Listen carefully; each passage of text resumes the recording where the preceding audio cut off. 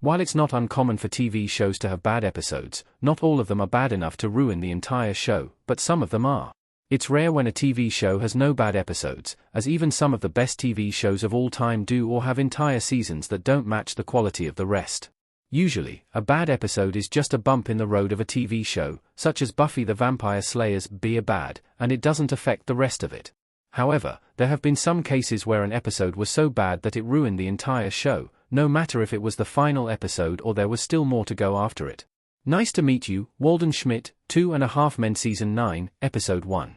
2.5 Men was one of the most popular sitcoms of the 2000s, but it all crashed down when one of its leads, Charlie Sheen, left the show. 2.5 Men follows eternal bachelor Charlie Harper, Sheen, whose brother, Alan, John Cryer, moves in with him and brings his slacker son Jake, Angus Teague Jones, with him. Despite playing one of the main characters, 2.5 Men continued after Sheen's departure and introduced Ashton Kutcher's Walden Schmidt as a replacement. While the character wasn't bad, he didn't have the same chemistry with Alan, and the show's quality wasn't the same from then on. Although 2.5 Men held on for 3 more seasons after Walden's introduction, its legacy was tainted by behind-the-scenes drama, this abrupt and weird change in one of its lead characters, and the strange returns of Charlie that completely ruined the show. Cyberwoman, Torchwood Season 1, Episode 4. Torchwood is a sci-fi TV show created by Russell T Davies and a spin-off of the revival of Doctor Who. As such, Torchwood follows a team of alien hunters, led by Captain Jack Harkis, John Barrowman, as they investigate incidents mostly involving extraterrestrials. Torchwood stuck around for 4 seasons, but a Season 1 episode was fatal for the show. The episode, Cyberwoman, sees a half-converted Cyberman named Lisa Hallett attacking the Torchwood base after being hidden there by her boyfriend Ianto Jones, Gareth David Lloyd, with the purpose of making her human again. While the story isn't bad, the budget was very limited, and it was a cheap episode financially and in quality. Cyberwoman has been criticized for not delivering on its promising concept, changes in Harkis' personality, and unconvincing settings and overall production value. Although Torchwood continued after that, it was a very early disappointment. Arnold Betrays Iggy, Hey Arnold, Season 3, Episode 10. Hey Arnold is one of the best animated TV shows of all time, but it can't be denied that the episode Arnold Betrays Iggy is a huge cloud over the show. Hey Arnold follows the everyday life of the title character, a 4th grader living with his grandparents in an inner-city tenement, and his friends and schoolmates. In Arnold Betrays Iggy, Arnold brings Iggy's homework to his house, as Iggy was sick and learned that Iggy wears bunny pajamas. Arnold makes fun of him but swears not to tell anyone, but when Stinky and Sid casually mention how embarrassing it would be if Iggy wore bunny pajamas, they deduce that's exactly what Arnold saw.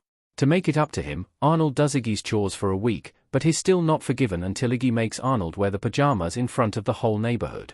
Arnold ends up humiliating himself doing this, and doesn't speak to Iggy again. Arnold putting himself through this, Iggy's attitude, and Sid and Stinky's antagonistic roles led to this being considered the show's worst episode. This was the beginning of other, crueler, and darker episodes in Hey Arnold, marking an unnecessary and strange twist to the show. Song Beneath the Song, Grey's Anatomy Season 7, Episode 18. Some TV shows have opted for having a musical episode despite them not being music-related TV shows at all, and one of them is Grey's Anatomy, but this episode ruined the show. Grey's Anatomy follows the crew at the Grey Sloan Memorial Hospital, focusing on their chaotic lives in the hospital and outside. Grey's Anatomy's musical episode, Song Beneath the Song, sees the team trying to save Callie Torres' life after a car crash. The episode, then, is the hallucination of an injured Torres, and she and her colleagues begin to sing. The show went from medical drama to musical all of a sudden, with a cast not trained for singing and a storyline that failed to justify the musical tone. Grey's Anatomy was already struggling by the time Song Beneath the Song aired, so it only made it even worse.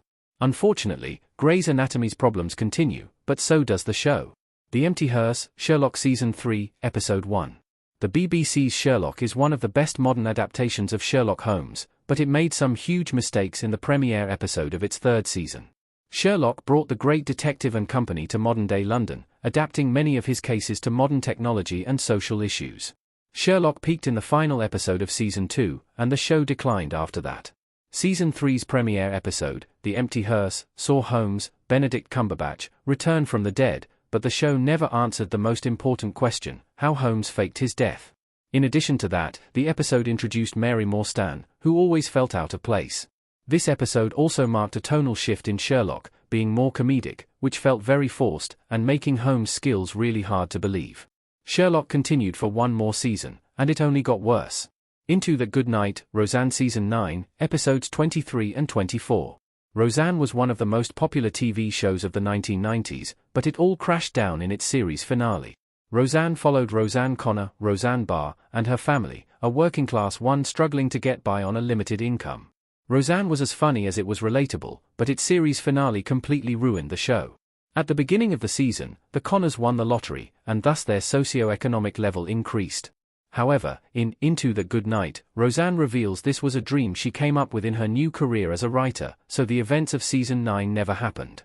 It was an unnecessary twist that, instead of shocking the audience, made them angry. Return to Camelot, Dallas Season 10, Episodes 1 and 2. Dallas is one of the most influential TV shows of all time, and it made TV history a couple of times, including with the two-part episode Return to Camelot. Dallas followed the Ewing family, who owned the independent oil company Ewing Oil and the cattle ranching land of South Fork. At the end of Season 8, one of Dallas' main characters, Bobby Ewing, Patrick Duffy, was killed, but at the end of Season 9, Bobby suddenly appeared in the shower, alive and well, where he was found by his wife, Pam. Return to Camelot revealed that the entirety of Season 9 was a dream of Pam, so Bobby didn't die, and other key events never happened. Although Dallas continued for 4 more seasons after that, its ratings declined as many viewers gave up on the show after this reveal, and unfortunately, this episode popularized the dream season technique, later used by Roseanne and other shows.